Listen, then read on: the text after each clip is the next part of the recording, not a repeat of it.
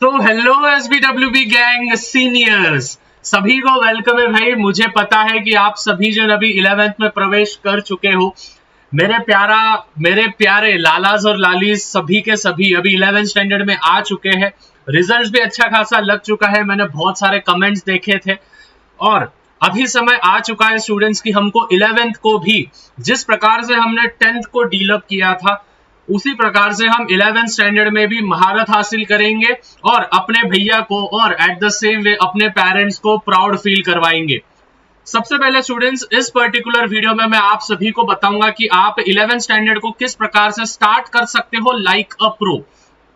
Pro का अर्थ ये होता है स्टूडेंट्स, भले ही वो कम समय पढ़ाई करे लेकिन कुछ ऐसे क्वालिटी पढ़ाई करें ना कि क्वांटिटी। देखो स्टूडेंट्स, अभी बहुत ज्यादा नेसेसरी होगा आपको क्वांटिटी पे फोकस ना करते हुए आपको आपके क्वालिटी पे फोकस करना होगा। सबसे पहले what is mean bye quality. Quality का अर्थ ये होता है स्टूडेंट्स कि आपको आपका सिलेबस को एनालिसिस करना होता है, कौन सा चैप्टर इंपॉर्टेंट है उसके वेटेज अनुसार आपको आपके बोर्ड्स की तैयारी और at the same way competitive exams मतलब जेई नीट और at the same way MST CET examination को आपको डील करना होता है।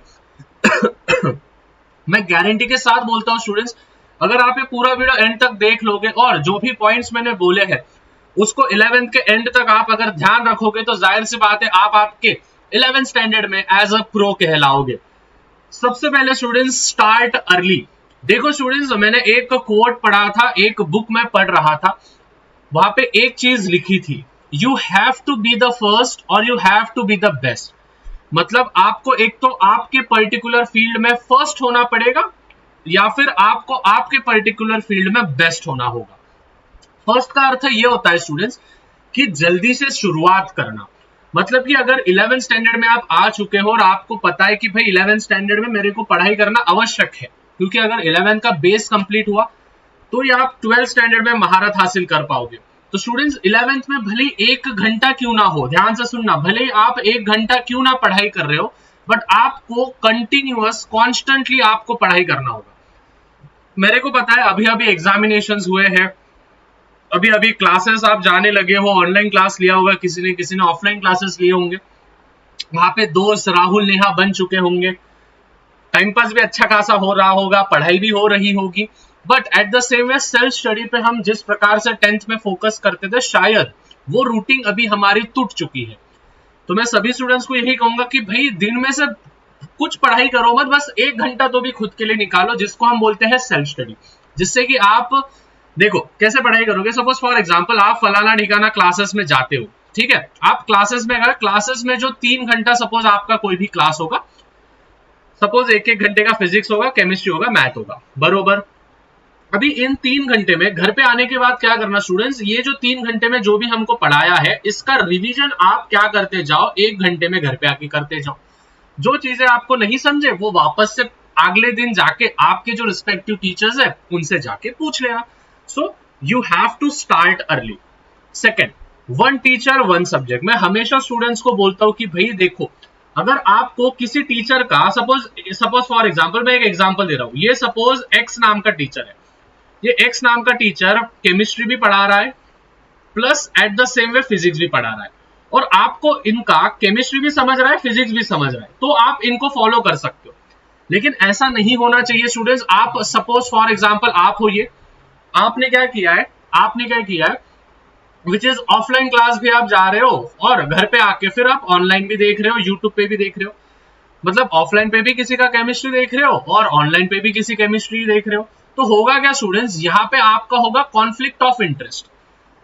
कॉन्फ्लिक्ट ऑफ इंटरेस्ट का अर्थ ये होता है स्टूडेंट्स कि देखो, अगर जो ऑफलाइन का टीचर है उसने आपको कुछ अलग मेथड से केमिस्ट्री का एक आधा टॉपिक पढ़ाया और यहाँ पे ऑनलाइन में कुछ अलग तरीके से पढ़ाया, ठीक है, मतलब कि आंसर सेम ही आ रहा है, बस ट्रिक्स जो होंगे वो अलग अलग होंगे। तो स्टूडेंट्स होगा क्या, आप कंफ्यूज हो जाओगे कि भाई हम करें क्या। इसीलिए मैं स्टूडेंट्स को हमेशा बोलता हूं, भले ही मतलब कोई भी एक सब्जेक्ट के लिए आप एक ही टीचर को देखो। अगर आप मेरे को देख रहे हो केमिस्ट्री के लिए तो मेरे को ही देखो, मेरे को देख रहे हो फिजिक्स के लिए तो मेरे को ही देखो, किसी और को मैथ्स के लिए देख रहे हो तो मैथ्स को उनके लिए देखो। समझ में आया। सो 1 टीचर 1 सब्जेक्ट, तो आपको कॉन्फ्लिक्ट ऑफ इंटरेस्ट नहीं होगा। आई होप आपको यहां तक समझ गया होगा। After that students, you have to deal with the handwritten notes. Now what is mean by handwritten notes? Handwritten notes का अर्थ ये होता है, स्पेलिंग देख लो थोड़ा सा गलत है, ठीक है, बट चलो ठीक है, लिखते लिखते गलती से हो गया है भाई। अभी what is mean by hand written notes? Hand written notes का अर्थ ये होता है स्टूडेंट, सपोज फॉर एग्जांपल अगर आपको टीचर यहाँ पे पढ़ा रहा है, आप यहाँ पे बैठे हो, ठीक है, यहाँ पे सब जन बैठे हो, टीचर ने जो पढ़ाया, ठीक है, वो किसके नोट्स हो गए? वो हो गए टीचर के नोट्स। आपको जो क्लासेस के जो नोट्स मिलते हैं वो किसके नोट हो गए? वो हो गए क्लासेस के नोट्स। लेकिन स्टिल आपको जो होगा, आपको आपके खुद के नोट्स घर पे जाके बनाने होंगे, उसको हम कहते हैं हैंड रिटन नोट्स। भले आप रफ नोटबुक में बनाओ, फेयर नोटबुक में बनाओ, कहां पे भी बनाओ, बट आपके खुद के नोट्स जिसमें आपने खुद ने लिखा होगा, उसको हम कहते हैं hand written notes. So you have to make hand written notes. अगर आप 11th में हैंड रिटन नोट्स नहीं बना रहे हो तो भाई प्लीज अभी से तो भी बनाना शुरू करो, ट्राई करना। मतलब जो आपको 3 घंटा जो भी क्लासेस में पढ़ाया है, ऑनलाइन हो ऑफलाइन हो, घर पे आके 1 घंटे में वो नोट्स तो भी वापस से पढ़ के आप बनाने की कोशिश करो, जिससे कि आपको सिंपल जाएगा। उसके बाद most important students, avoid distractions. आजकल का सबसे बड़ा डिस्ट्रैक्शन जो है वो है मोबाइल। भले आप इंस्टा यूज करते हो, भले ही आप स्नैप यूज करते हो, भले ही आप टेलीग्राम यूज करते हो, भले ही आप व्हाट्सएप यूज करते हो, एनीथिंग, अगर आप स्टूडेंट्स लाइफ में 2 घंटे से ज्यादा इन चीजों को अगर आप इस्तेमाल कर रहे हो तो आप, जाहिर सी बात है, डिस्ट्रैक्शन होगा, मतलब होगा। अभी कुछ कुछ नमूने होंगे, वो बोलेंगे भैया सुबह सुबह ही हमारा 2 घंटा हो जाता है, ठीक है, सुबह ही हाय बाय करने में, गुड मॉर्निंग गुड आफ्टरनून करने में ही हमारा 2 घंटा हो जाता है। तो भाई मान या मत मान, तू डिस्ट्रैक्शन का शिकार हो चुका है और तेरे को धीरे धीरे उसको अवॉइड करना होगा। ये ना मैं बता सकता हूं, ना तेरे घर वाले बता सकते। तू कितना भी मैसेज करेगा कि भैया इतना घंटा ही मतलब डिस्ट्रैक्शन कैसे अवॉइड करूं, नहीं होने वाला। जब तक खुद का मतलब सेल्फ अपना तसल्ली नहीं होती है, खुद से जब तक तू नहीं जाएगा और बोलेगा कि नहीं यार मैं 2 घंटे से ज्यादा नहीं करूंगा, तब तक नहीं होगा। सो अवॉइड डिस्ट्रैक्शन, इस पे ज्यादा ज्ञान नहीं दूंगा, तुम सब मैच्योर हो और तुमको पता है। उसके बाद 80-20 रूल तो सबको पता है, विच इज सपोज अगर आप 120 मिनट मतलब 2 घंटे पढ़ाई कर रहे हो, तो उसमें से 100 मिनट्स जो होंगे वो आपको क्या है, विच इज आपको आपका पूरा स्टडी करना है, और रिमेनिंग जो 20 मिनट्स है that you have to revise. अगर आप ये कर सकते हो तो आप 80-20 रूल में शामिल हो चुके हो, और 80-20 रूल ये बहुत इंपॉर्टेंट होता है। मैंने शायद 10th में भी आपको बताया था 80-20 rule. And the last will be mismatch technique. अभी मिसमैच टेक्निक देखो, मैं जब मेरे कॉलेज लाइफ में था स्टूडेंट्स, तो आपके भैया को जो था ना, आपके भैया को केमिस्ट्री बहुत पसंद था, ठीक है, केमिस्ट्री सबसे ज्यादा, फिर उसके बाद मैथ्स आता था, और फिर उसके बाद फिजिक्स आता था, बरोबर। केमिस्ट्री बहुत पसंद था, तो मैं क्या करता था स्टूडेंट्स, मिसमैच टेक्निक का इस्तेमाल करता था। मतलब हफ्ते में से 7 दिन है तो मैं 6 ही दिन पकड़ता था, संडे को रेस्ट करता था। रेस्ट इन द सेंस पढ़ाई नहीं करता था। सो केमिस्ट्री जो था मैं 3 दिन करता था हफ्ते में से, क्योंकि मेरा फेवरेट सब्जेक्ट था, तो उसको मैं और स्ट्रांग बनाने की कोशिश करता था, मतलब एकदम तगड़ा। मैथ्स जो रहता था स्टूडेंट्स, वो अगर मेरा मन हुआ तो मैथ्स कभी कभी 2 दिन कर लेता था मैं, और जो मेरा सबसे अनफेवरेट सब्जेक्ट है दैट इज फिजिक्स, फिजिक्स में 1 दिन करता था। अभी होता क्या था स्टूडेंट्स, 2-3 हफ्ते में कंटिन्यू करता था तो मेरा केमिस्ट्री स्ट्रांग हो जाता था।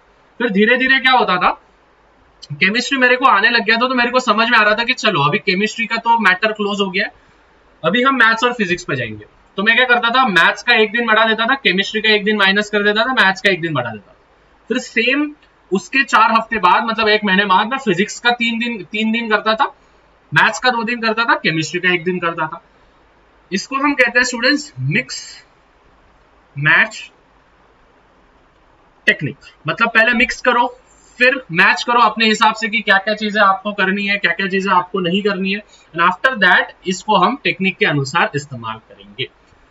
सो आई होप स्टूडेंट्स आपको सभी चीजें समझ में आ चुकी है। जून का रोड मैप बहुत ही जल्दी अपने चैनल पे आने वाला है, तो टेंशन लेना नहीं है। ज्यादा से ज्यादा वीडियो को शेयर करो, चैनल पे नहीं होंगे तो चैनल को सब्सक्राइब करो। मिलते हैं स्टूडेंट्स अगले वीडियो में, टिल देन मचाते रहो, फोड़ते रहो, लव यू ऑल, बचाते रहो, बाय।